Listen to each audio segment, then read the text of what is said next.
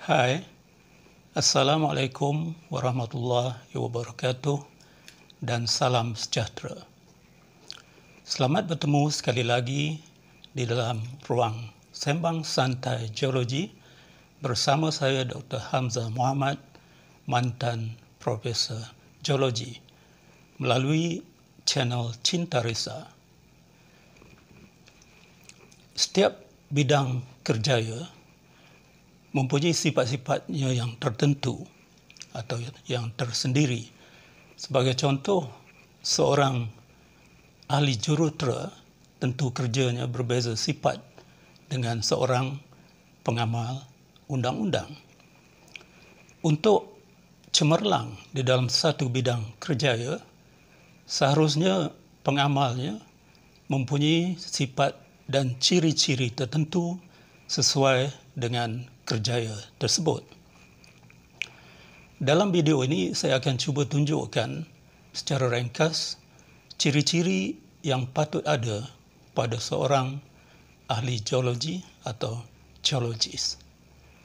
Sebelum itu, mohon supaya di-like channel Cinta Risa, berikan subscribe dengan menekan tombol lonceng pada video ini, dan jangan lupa share video ini untuk membolehkan lebih ramai orang mendapat manfaat daripadanya. Terima kasih. Untuk melihat ciri-ciri yang harus ada pada seorang geologis supaya cemerlang dalam kerjayanya, elok kita tinjau dahulu tentang nature ataupun tabi'i kerja seorang ahli geologi atau geologis. Selain daripada bekerja di pejabat dan di makmal, seorang ahli geologis terlibat dengan kerja di luar pejabat atau disebut sebagai kerja lapangan atau fieldwork. Dan tempat kerja luar ini berlaku boleh pelbagai, boleh merupakan satu kawasan di luar bandar di mana kemudahan-kemudahan infrastruktur belum ada lagi, misalnya di dalam hutan, sama ada hutan primer atau hutan sekunder, yang selalunya memerlukan kaedah perkemahan untuk penempatan. Jadi ini biasanya untuk kerja-kerja cari gali sumber bumi, seperti mencari logam-logam yang berharga untuk tujuan perlombongan seperti emas dan sebagainya. Selain daripada itu, boleh juga kawasan-kawasan luar bandar itu harus berlaku kerja lapangannya untuk kerja-kerja infrastruktur yang besar-besar, sebagai contoh untuk mencari kawasan yang sesuai untuk kawasan tadahan ataupun tempat tadahan untuk hidroelektrik, jana kuasa dan sebagainya. Malah kadang-kadang hutan diterokai juga untuk tujuan mencari jalan yang sesuai untuk pembinaan jalan raya dan lebuh raya yang baru. Satu lagi tempat yang lazim ahli geologi bekerja ialah di lautan. Ini kebanyakannya berkait dengan aspek geologi petroleum, iaitu pengeluaran hasil bumi minyak.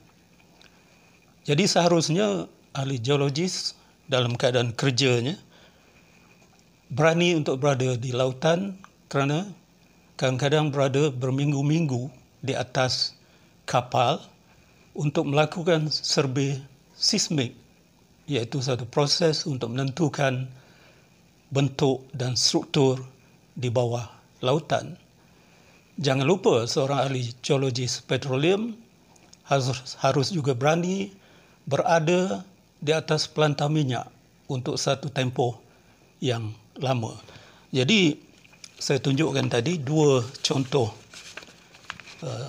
situasi kerjaya yang harus ditempuh oleh seorang ahli geologi. Jadi sepatutnya seorang ahli geologis untuk cemerlang harus mempunyai sifat-sifat seperti berikut. Yang pertama, haruslah mempunyai tubuh badan yang sihat. Maksud saya, tiada penyakit-penyakit idapan seperti jantung, darah tinggi dan sebagainya. Dan harus juga seorang ahli geologis ini tidak mudah dipengaruhi oleh perubahan-perubahan cuaca, terutama suhu, misalnya tidak mempunyai penyakit asma dan seumpamanya. Yang keduanya, ahli geologis seharusnya lengkap anggota tubuh badan dan tiada kecacatan yang kekal, terutama sekali di bahagian kaki, kerana diperlukan kesihatan di seksyen ini untuk membolehkannya berjalan jauh, mendaki bukit dan gunung, meranduk sungai dan seumpamanya. Sifat yang ketiga ialah seorang geologis harus suka berkelana, iaitu dia suka alam semula jadi seperti hutan, bukit, gunung, sungai, malah lautan.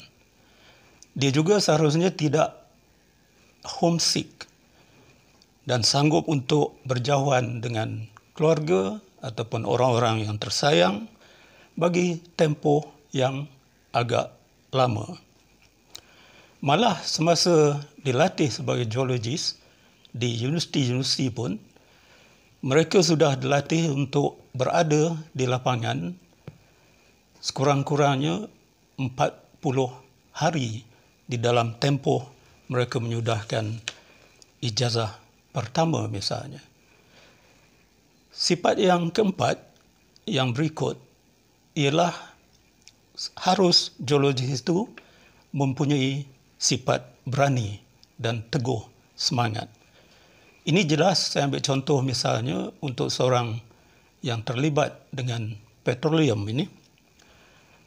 Dia harus berada di lautan pada satu-satu tempoh dan harus berani menghadapi bukan saja lautan yang tenang, tetapi kadang-kalanya lautan yang bergelora. Dan yang bekerja di kawasan luar bandar dan hutan pula haruslah berani untuk kemungkinan terketemu dengan hidupan liar. Dan sifat yang terakhir, iaitu yang kelima, ialah seorang geologi juga selain daripada di lapangan harus berminat untuk bekerja di makmal, laboratori. Kerana kerja di lapangan tidak selesai di situ saja.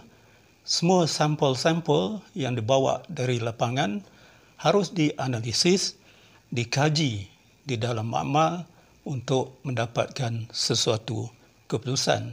Jadi dia harus berminat untuk bekerja di makmal-makmal, terutama makmal kimia analitik, dan terlibat juga dengan pengendalian alatan-alatan yang sophisticated dari segi penganalisaan ini. Satu sifat yang jangan dilupa ialah seorang ahli geologis seharusnya tidak rabun warna. Ini kerana dalam kerja-kerjanya banyak menggunakan konsep warna untuk membezakan di antara satu bahan dengan bahan yang lain atau mineral dengan mineral yang lain. Malah di dalam kerja-kerja mikroskopi, iaitu sampel dikaji di bawah mikroskop, aspek warna ini ialah satu aspek yang boleh dikatakan terpenting untuk membezakan bahan-bahan.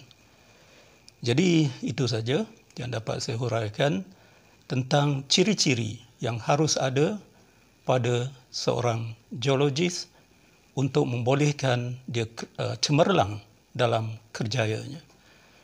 Jadi sehingga kita bertemu lagi, jangan lupa sekali lagi untuk like dan subscribe video Cinta Risa dengan menekan tombol locengnya.